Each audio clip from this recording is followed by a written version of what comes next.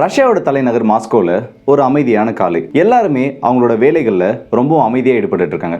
வேலைக்கு போகிறவங்க அமைதியாக வேலைக்கு போயிட்டு இருக்காங்க. அங்கே கடை வச்சிருக்கவங்க அவங்களோட பிஸ்னஸை பார்த்துட்டு இருக்கப்போ ஒரு வேனானது அந்த கடை வீதிகளில் வந்து நிற்குது. திடீர்னு பார்த்தோன்னா ரொம்பவே ஒரு பதட்டமான சூழ்நிலை அந்த இடத்துல உருவாகுது. திடீர்னு ரஷ்யாவோட செக்யூரிட்டி ஃபோர்ஸஸ், ரஷ்யாவோட கஸ்டம் ஆஃபீஸர்னு சொல்லிட்டு எல்லாருமே எங்கேருந்து வந்தாங்கன்னே தெரியல. வித்தின் ஒரு 30 செகண்டுக்குள்ளே அந்த வேனை சுற்றி வளைக்கிறாங்க. அந்த வேனை சுற்றி வளைச்சு அதில் இருந்த 4 பேரை அரெஸ்ட் பண்ணுறாங்க. அதில் 2 பேர் தான் ரஷ்யர்கள், 2 பேர் ஜார்ஜியா நாட்டை சேர்ந்தவங்க. இதுக்கப்புறமா அந்த வேனோட சேர்த்து அந்த வேனில் இருந்த எக்யூப்மெண்ட்ஸ் எல்லாத்தையும் சீஸ் பண்ணி இந்த 4 பேரை அரெஸ்ட் பண்ணி ரஷ்யாவோட கஸ்டடிக்கு கொண்டு போகிறாங்க. இதுக்கு அடுத்த நாள் ஒரு செய்தியானது வருது. ரஷ்யாவிலிருந்து ரஷ்யாவோட மிலிட்டரி உதிரி பாகங்கள் உக்ரைனுக்கு இவங்க 4 பேரால் கடத்த முயற்சி பண்ணியிருக்காங்க. அதுவும் மிசைலை லான்ச் பண்ணுற மிசைல் லான்ச் ரயில்ஸை மாஸ்கோவில் வச்சே ரெடி பண்ணி உக்ரைனுக்கு கடத்துறதுக்கு முயற்சி பண்ணியிருக்காங்கன்னு சொல்லிட்டு ஒரு பெரிய அதிர்ச்சி தகவலானது வெளியாகிருக்கு. இதை எப்படியோ ரஷ்யாவோட உளவுத்துறை மோப்பம் பிடிச்சிடுறாங்க. இப்படி மோப்பம் பிடிச்சதுக்கு அப்புறமா தான் இந்த சினாரியோ எல்லாமே நடந்திருக்கு. அப்படி எப்படி ரஷ்யாவுக்குள்ளேயே இருந்து இந்த ஆயுதங்களை கடத்துறதுக்கு முயற்சி பண்ணாங்க, இதில் உக்ரைன் எவ்வளோ பெரிய கேமை ப்ளே பண்ணியிருக்காங்கன்னு சொல்லிட்டு இந்த வீடியோ டீட்டெயிலாக பார்த்துலாம். ஸோ வாங்க வீடியோக்குள்ளே போயிடலாம். நான் உங்கள் RK Tamil Krishnan, DP trendings.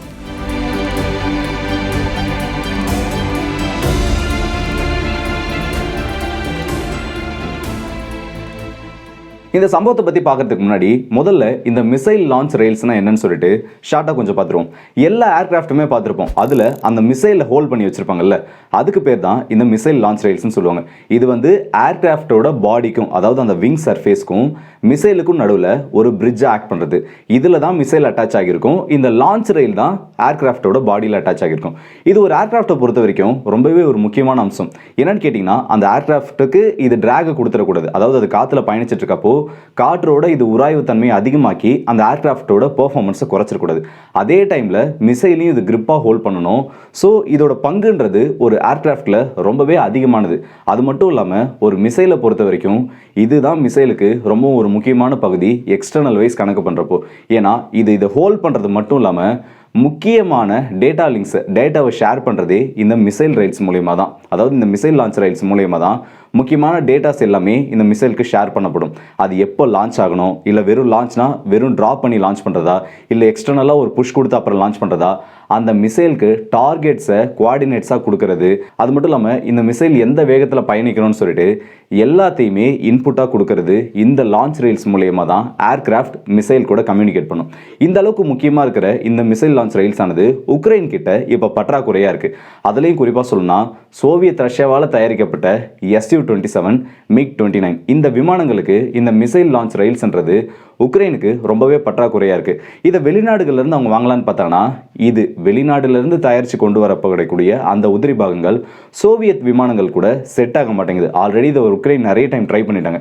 இதனால் இப்போ உக்ரைன் என்ன ஒரு முடிவு பண்ணுறாங்கன்னா, நம்ம ஏன் அவ்வளோ கஷ்டப்பட்டு வெளிநாடுகள்லேருந்து வாங்கணும், ரஷ்யாவிலேருந்து நம்ம இல்லீகலாக ஸ்மகிள் பண்ணலாம். ஏன்னா எல்லா நாடுகள்லையுமே பிளாக் மார்க்கெட்னு ஒன்று இருக்குது.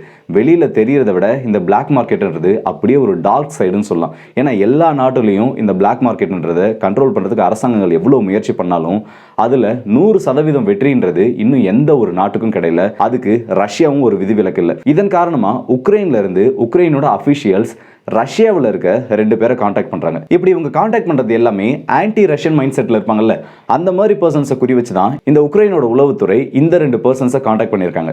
ஆல்ரெடி இவங்க ரஷ்யாவுக்கு எதிராக இருக்கிறதுனால உக்ரைன் கொடுத்த இப்படி ஒரு ஆஃபர், அதுவும் ஒரு பெரிய அமௌண்ட்டுக்காக இவங்க அந்த ட்ராப்பில் விழுந்துட்டாங்க. அது மட்டும் இல்லாமல் ஜார்ஜியாவை சேர்ந்த 2 நபர்களையும், இவங்க ரஷ்யாவில் தான் தங்கியிருக்காங்க, ஆனால் இவங்களோட நேஷனாலிட்டின்றது ஜார்ஜியா நாட்டை சேர்ந்தது. இவங்க 2 பேர் மொத்தமாக 4 பேரை உக்ரைனோட ஆஃபீஸர்ஸ் இந்த ஒரு ட்ராப்பில் விழ வைக்கிறாங்க. இப்படி ட்ராப்பில் விழ வச்சதுக்கு அப்புறமா இவங்களுக்கு கொடுத்துருக்க முதல் பணி என்னன்னா, பிளாக் மார்க்கெட் மூலயமா இவங்க கொடுக்குற லிங்க்ஸ் மூலயமா இன்னொரு பர்சனை மீட் பண்ணணும். அதன் மூலயமா அங்கிருந்து நீ சில உதிரி பாகங்களை வாங்கி ஒட்டு மொத்தமாக அந்த மிசைல் லான்ச் ரயில்ஸே வாங்காம அந்த உதிரி பாகங்களை மட்டும் வாங்கி அதுக்கப்புறம் அதை அசம்பிள் பண்ணணும். ஏன்னா அப்போதான் சந்தேகன்றது வராதுன்றது தான் இவங்களுக்கு கொடுத்த பணி. இதையெல்லாம் பார்க்குறப்போ இந்த துப்பாக்கி படத்தில் ஒரு சீன் வரும். அதில் வந்து ஒருத்தவங்க போய் இன்னொருத்தவங்க கிட்ட கேட்டு அதுக்கப்புறமா அந்த நெட்வொர்க்ன்றது அப்படியே கொஞ்சம் கொஞ்சமாக விரிவடைஞ்சிக்கிட்டே போயிட்டு கடைசியாக ஒரு பர்சன் கிட்ட அந்த இன்ஃபர்மேஷன் போகிறப்போ ஒரு 10 நபர்கள் தாண்டி 11வது நபர்கிட்ட போறப்போ முதல்ல யார்கிட்ட இருந்து அந்த கோஆர்டினேட்ஸ் வந்ததுன்றது தெரியாது. ஆனா கடைசியா போய் சேர வேண்டிய இடத்துக்கு அந்த கோஆர்டினேட் சேருன்ற மாதிரி இதே ஒரு மெத்தட்ல இவங்களும் அவங்களுக்கான ஸ்பேர் பார்ட்ஸ் எல்லாத்தையுமே வாங்குறாங்க. இதுல இன்னொரு பெரிய விஷயம் என்ன தெரியுமா? இப்படி இல்லீகலா வாங்கின ஸ்பேர் பார்ட்ஸ் எல்லாத்தையுமே மாஸ்கோவில் இருக்க ஒரு கரேஜ்ல வச்சு தான் இது எல்லாத்தையுமே அசம்பிள் பண்ணியிருக்காங்க. ஆனா இப்படி இல்லீகலா இவங்க வாங்குற ஸ்பேர் பார்ட்ஸை எப்படியோ ரஷ்யாவோட உளவுத்துறை கொஞ்சமா ஸ்மெல் பண்ணிடுறாங்க. இப்படி ஸ்மெல் பண்ணதுக்கு அப்புறமா இவங்க எல்லாரையுமே அவங்களோட சர்வேலன்ஸ்குள்ள வச்சிருக்காங்க. அப்பவே நினைச்சிருந்தா ரஷ்யா அவங்கள அரெஸ்ட் பண்ணிருக்கலாம். ஆனா அப்போதைக்கு அவங்க கிட்ட ப்ராப்பரான எவிடன்ஸ் எதுவுமே இருந்திருக்காது. ஒன்னு சந்தேகத்தின் பேர்ல இவங்களை அரெஸ்ட் பண்ணதா சொல்லிருக்கணும். ஆனா உடனே எல்லாம் என்ன சொல்லிருப்பாங்கன்னா, ரஷ்யா வந்து உக்ரைனை வேணும்னே கார்னர் பண்றாங்க. இப்படி உக்ரைனோட சப்போர்ட்டர்ஸ் யாராச்சும் ரஷ்யாவில் இருந்தாங்கன்னா இல்ல புதினுக்கு எதிரானவங்க யாராச்சும் இருந்தாங்கன்னா அவங்க மேல பெரிய அடக்குமுறையை பண்றாங்கன்னு சொல்லிட்டு அப்பவே ரஷ்யாவுக்கு எதிராக பெரிய போர்க்கொடியான தூக்கப்பட்டிருக்கும். இதனால வெயிட் பண்ண ரஷ்யா இவங்களை கையும் களவுமா பிடிக்கணும்னு சொல்லிட்டு இவங்க அசம்பிள் பண்ணி முடிக்கிற வரைக்கும் இது அவங்களோட சர்வேலன்ஸ்குள்ளேயே வச்சிருந்திருக்காங்க. இதை ரஷ்யாவோட ஸ்பை யூனிட் ஒரு ரிப்போர்ட்டாவே வெளியில கொடுத்திருக்காங்க. இப்படி எல்லா ஸ்பேர் பார்ட்ஸையும் இவங்க அசம்பிள் பண்ணதுக்கு அப்புறமா சரியா இதை உக்ரைனுக்கு கொண்டு போறதுக்கான அந்த தேதி வருது. இந்த தேதியில ஒரு வேன்ல மாஸ்கோல இருந்து கிளம்பி ரஷ்யாவோட பார்டர் வரைக்கும், அதாவது ரஷ்யா உக்ரைன் பார்டர் வரைக்கும் வேன்ல போயிட்டு அதுக்கப்புறமா உக்ரைன் ஏற்பாடு பண்ண டிரான்ஸ்போர்ட் வெஹிக்கிள் மூலியமா பார்டரை கிராஸ் பண்றது தான் இவங்களுக்கு கொடுக்கப்பட்ட டாஸ்க்.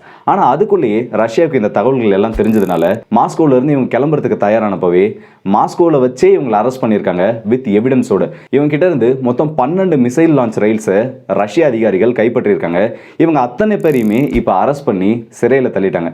இது ரொம்ப முக்கியமான தருணமா பார்க்கப்படுது. ஏன்னா ஒரு பக்கம் உக்ரைனோட அஃபென்சிவ், இன்னொரு பக்கம் ரஷ்யாவோட அஃபென்சிவ்னு சொல்லிட்டு ரெண்டு பேருமே ஒரு பெரிய சம்பவத்துக்காக காத்துட்டு இருக்காங்க. ஒரு பக்கம் F-16 அறைகளுக்காக உக்ரைனும், இன்னொரு பக்கம் எல்லா ஆயுதங்களோட தயார் நிலையில ரஷ்யாவும் எப்படா இந்த இடத்துல ஒரு பெரிய ஃபைட் ஆனது வரும்னு எதிர்பார்க்கிறப்போ உக்ரைன் இந்த மாதிரி ஒரு வேலையை ரஷ்யாவில் வச்சு பண்ணியிருக்கிறது உக்ரைனுக்கு இன்னமும் ஆயுதங்கள் தட்டுப்பாடா இருக்கின்றத ரொம்பவே தெளிவாக காட்டுது. உக்ரைனோட விமானப்படை வீக்கா இருக்கிறதையும் தெளிவாக காட்டுது. ஆனா இது எந்த டைப் ஆஃப் மிசைல் லான்ச் ரயில்ஸ்னு சொல்லிட்டு இன்னும் ரஷ்யா அஃபிஷியலா எதுவும் சொல்லல. ஆனா இந்த ஒரு கேட்டகரியை பொறுத்த வரைக்கும் போத் MiG-29 அதே மாதிரி Su-27 பொறுத்த வரைக்கும் இது ரெண்டுத்திலையும் காமனா யூஸ் பண்ணப்படக்கூடிய ரயில் பிளாட்ஃபார்ம்னா AKU-58 ரயில்னு சொல்லுவாங்க. இதன் மூலமா KH-29 மிசைல்ஸை லான்ச் பண்ண முடியும். அது மட்டும் இல்லாம உக்ரைனோட Su-27 விமானங்கள்ல APU-417 ஒரு மிசைல் லான்ச் ரயில் அந்த கேட்டகரியில பயன்படுத்திட்டு இருக்காங்க. இதன் மூலமா R-27 ஏவுகணையை, அதாவது ஏர் டு ஏர் மிசைலை இந்த உக்ரைனால பயன்படுத்த முடியும். MiG-29 பொறுத்த வரைக்கும் இதே APU-470 ரயில் லான்ச்சரை தான் யூஸ் பண்ணிட்டு இருக்காங்க. சோ அடுத்தது உக்ரைன் என்ன பண்ண போறாங்க, ரஷ்யா இதுக்கு பதில் நடவடிக்கை என்ன பண்ண போறாங்கன்றத அடுத்தடுத்த பதிவுகளில் பார்ப்போம். சோ இந்த வீடியோட எனக்கு வந்துட்டோம். இந்த வீடியோ பத்தி உங்களோட கருத்துக்களை கமெண்ட் செக்ஷன்ல சொல்லுங்க. முக்கியமா உக்ரைனுக்கு ஆயுதங்கள் கடத்த நடந்த முயற்சியை ரஷ்யா கையுங்கலமா பிடிச்சிருக்கிறத நீங்க எப்படி பாக்குறீங்க? அடுத்ததா ரஷ்யா உக்ரைன் போர்ல யாரோட கை ஓங்க போகுதுன்னு நீங்க என்ன நினைக்கிறீங்கன்றதையும் கமெண்ட் செக்ஷன்ல சொல்லுங்க. அடுத்த வீடியோ சந்திப்போம். அதுவரை உங்கள் விடுபெறுது உங்கள் RK.